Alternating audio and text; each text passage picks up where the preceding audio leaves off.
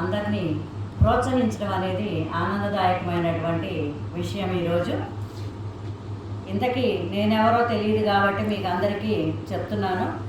నా పేరు డాక్టర్ కందేపి రాణి ప్రసాద్. మెడికల్ డాక్టర్ని కాదు, పిహెచ్డి డాక్టర్ని. నేను ఎంఎస్సి ఎంఏ పిహెచ్డి చదివాను.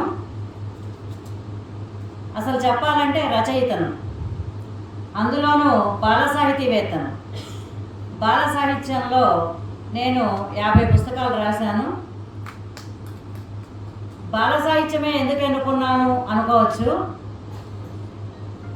ఈ రోజున పిల్లలు స్కూళ్ళకి వెళ్తూ అక్కడ వాళ్ళు ఇచ్చే అధికమైనటువంటి హోంవర్క్లకు కానీ ఎంత ఎక్కువగా చదివితే అంత ఎక్కువ మార్కులు వస్తాయి అని అనుకొని ఎంత ఎక్కువగా వాళ్ళని కష్టపెడితే అలా చదివించాలని జైళ్ళలాగా అక్కడికి మనకి వాళ్ళు పిల్లలు స్కూళ్ళల్లోనూ హాస్టళ్ళలోనూ మగ్గిపోతున్నారు.